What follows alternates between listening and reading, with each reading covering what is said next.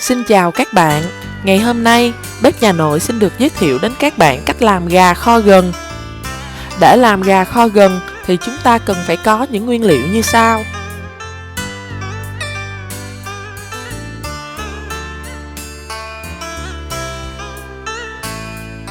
Nguyên liệu đầu tiên mà chúng ta cần phải có chính là thịt gà.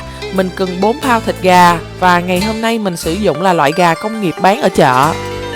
Và nguyên liệu quan trọng thứ hai mà chúng ta cần phải có chính là gừng. Mình sẽ sử dụng 300g gừng. Trước hết thì mình sẽ rửa sạch gà và sau đó chặt thành miếng vừa ăn. Các bạn lưu ý là chúng ta sẽ chặt miếng hơi lớn một chút để gà khỏi bị nát.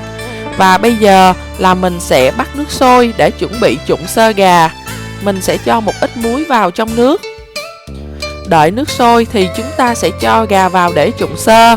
Các bạn lưu ý là vì chỉ trụng sơ cho nên sau khi nước sôi trở lại thì chúng ta sẽ đổ gà ra liền.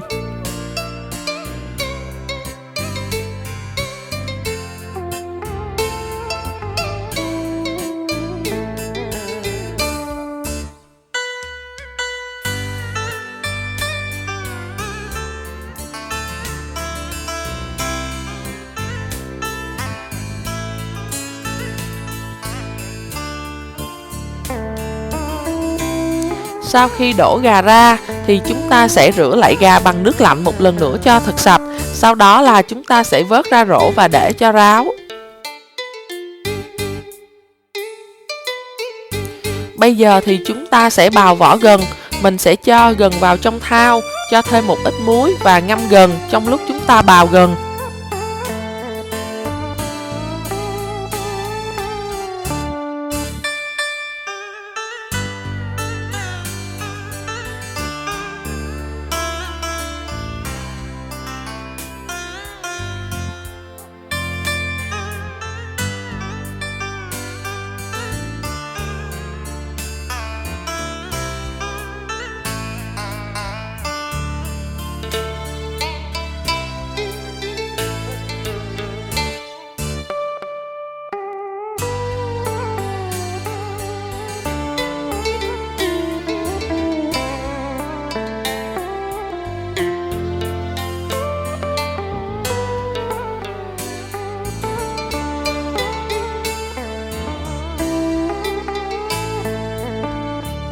Gừng sau khi đã được bào vỏ sạch sẽ thì bây giờ chúng ta sẽ cắt gừng thành sợi dài.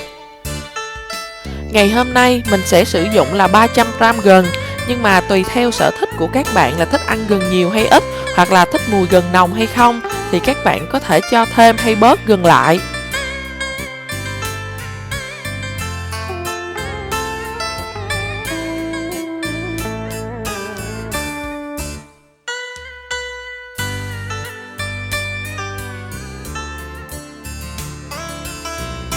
Chúng ta đã sơ chế xong gà và gừng đã được cắt sợi. Còn đây là những gia vị mà chúng ta cần để làm gà kho gừng. Chúng ta cần có 3 muỗng canh đường, nửa muỗng cà phê tiêu và 1 muỗng cà phê bột ngọt, 1 muỗng cà phê muối, cùng với 2 muỗng canh nước mắm, cùng với 2 muỗng cà phê tỏi xay và 2 muỗng cà phê hành đỏ xay. Bây giờ thì chúng ta sẽ chuẩn bị làm gà kho gừng. Đầu tiên chúng ta sẽ bắt chảo lên bếp và vặn lửa cho nóng. Sau đó chúng ta sẽ cho dầu vào. Sau khi dầu đã nóng lên thì chúng ta sẽ cho hành xay, tỏi xay và gừng sắc sợi vào trong chảo để xào.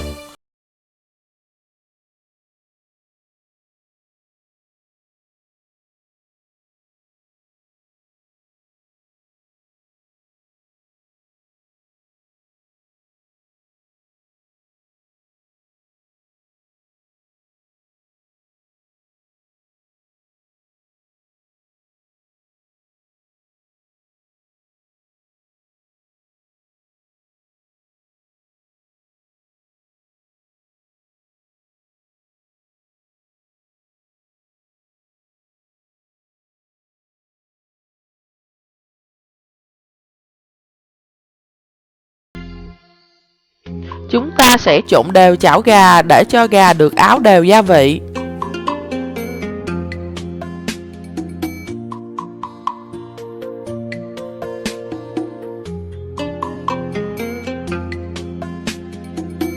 Sau khi đã trộn đều chảo gà và chảo gà của chúng ta đã sôi trở lại thì chúng ta sẽ vặn nhỏ lửa và đậy nắp để gà được nấu chín trong khoảng 10 phút.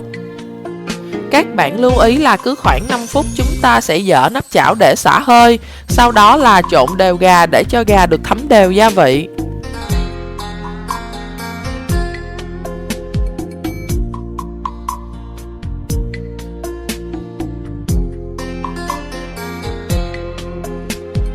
Sau khi đậy nắp và kho gà trong khoảng 10 phút thì chúng ta sẽ dỡ nắp chảo gà ra và tiếp tục kho gà với lửa nhỏ.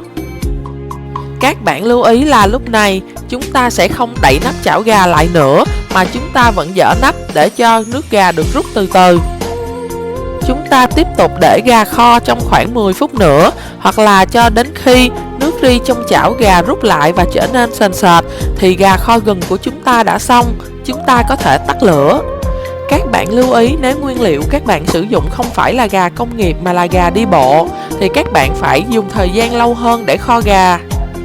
Thêm một đặc trưng nữa khi chúng ta sử dụng nguyên liệu là gà công nghiệp, đó là chúng ta không cần sử dụng quá nhiều thời gian để kho gà. Thêm vào đó, độ dai của thịt gà vừa phải, chúng ta không sợ thịt gà quá dai khi ăn. Chảo gà của chúng ta đã chín, bây giờ thì mình sẽ múc gà ra dĩa và dọn lên trên bàn ăn. Khi dọn lên bàn ăn thì món gà kho gừng được dọn kèm với nước tương, cắt thêm vài lát ớt. Gà kho gừng được ăn kèm với cơm trắng, xà lách và dưa leo thì rất là đưa cơm và không còn gì hấp dẫn bằng.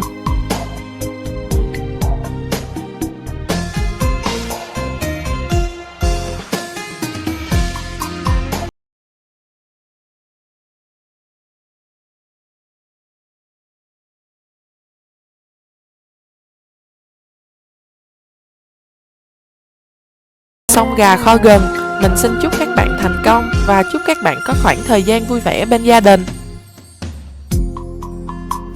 Mình xin cảm ơn các bạn đã theo dõi video này. Nếu các bạn có bất cứ đóng góp hay ý kiến gì, xin hãy nhắn tin về cho mình biết. Các bạn hãy nhấn subscribe để ủng hộ kênh Bếp Nhà Nội và để tiện theo dõi những video tiếp theo.